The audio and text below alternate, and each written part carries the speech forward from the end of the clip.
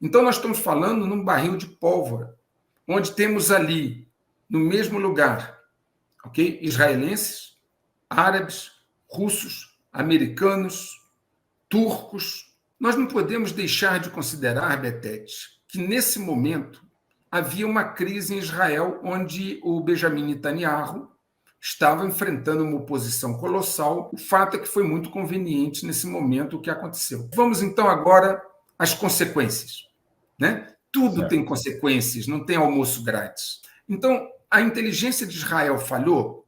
Betete, essa é uma questão crucial. E eu vou explicar por quê. Nós temos 3 hipóteses aí, Betete. Primeiro, a inteligência de Israel falhou, não detectou. Isso é gravíssimo se nós chegarmos a essa conclusão. Okay?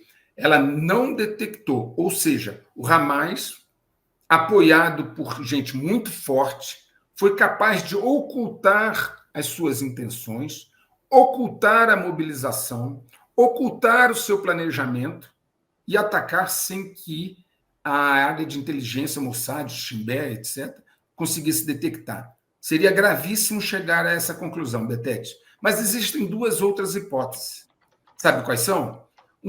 A outra é o seguinte: ele detectou e avisou a autoridade competente que nada fez. Vejam bem, a área de inteligência não decide, ela é uma área de assessoria.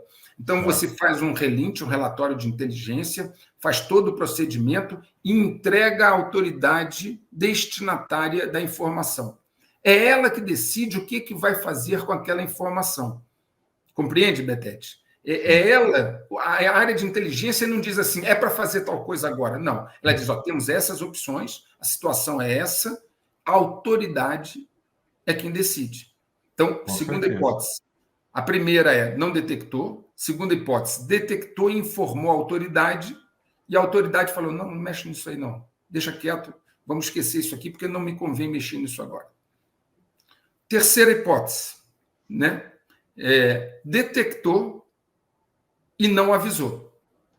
Detectou, sabia, mas não avisou a autoridade.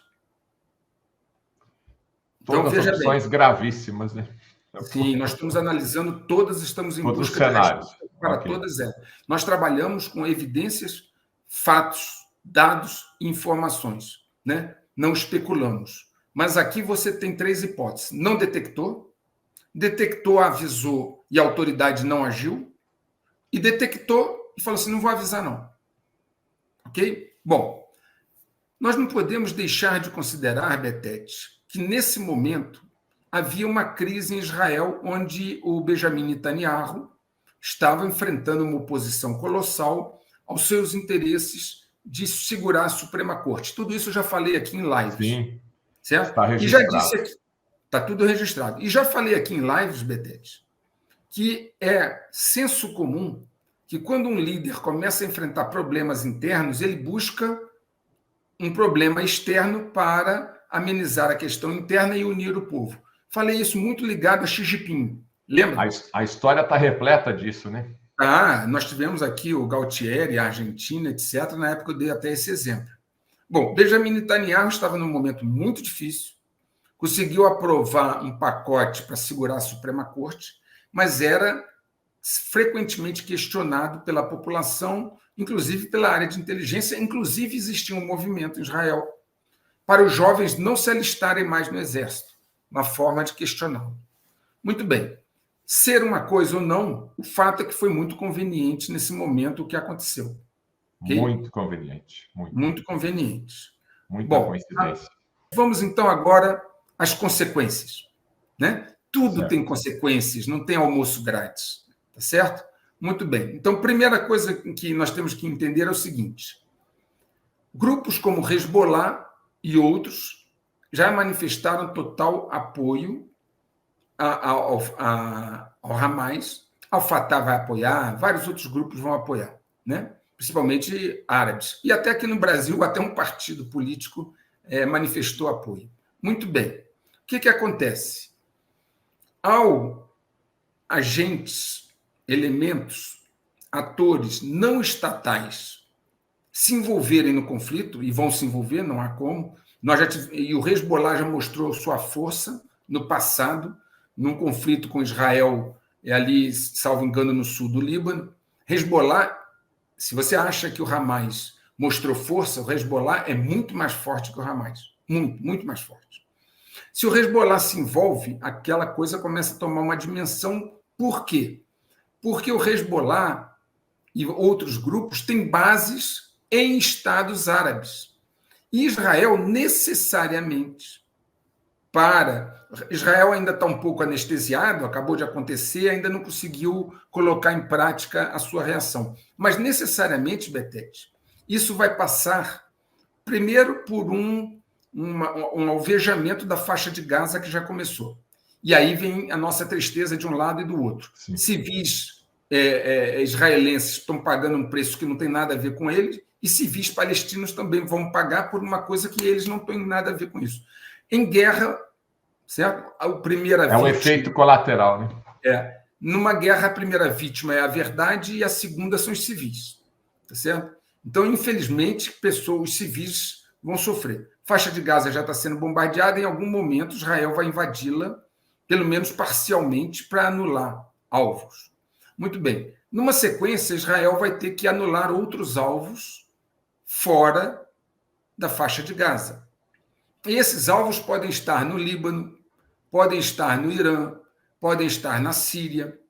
E aí começa o envolvimento do aparato estatal dos outros. Porque quando você atacar alvos dentro do Irã, dentro do Líbano, ou na Síria, ou em qualquer outro estado ali próximo, qual será a reação? Outra coisa, como será a reação em cadeia? Israel estava se aproximando da Arábia Saudita, já tinha uma boa convivência com o Egito. Como é que vai ficar esse processo agora?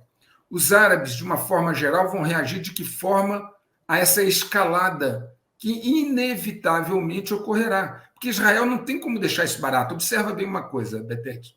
Se Israel não der uma resposta adequada, ele estará estimulando novos ataques. Sim.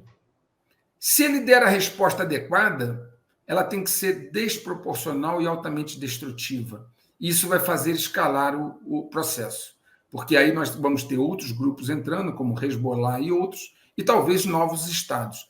Mas é totalmente diferente do que aconteceu 50 anos atrás. 50 anos atrás, nós não tínhamos o envolvimento de armas com a tecnologia atual. Você falou, Betete, no início da live, em drones. Nós não tínhamos drones 50 anos atrás, né? Nós não tínhamos armas nucleares. Hoje, vocês não tenham dúvida. Há estados árabes que têm, sim, armas nucleares, não é só Israel. Israel, todos sabem, ele não fala, mas está mais que documentado as armas nucleares de Israel, tá certo? Inclusive a localização delas, etc. Qualquer pessoa que pesquisar vai descobrir até onde estão.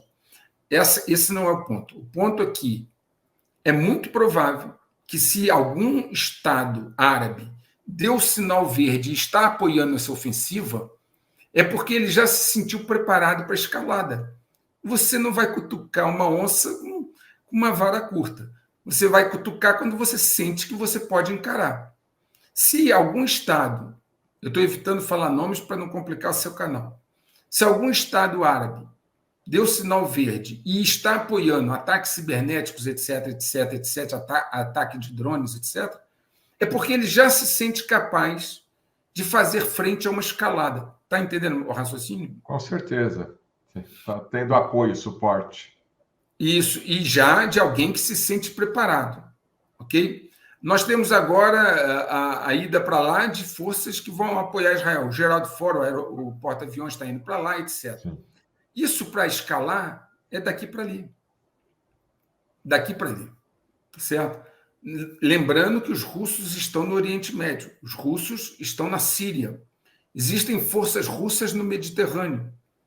Existem forças russas na Síria, que é ali pertinho. Inclusive, há 50 anos atrás, as forças sírias é que atacaram, junto com outros países, Israel.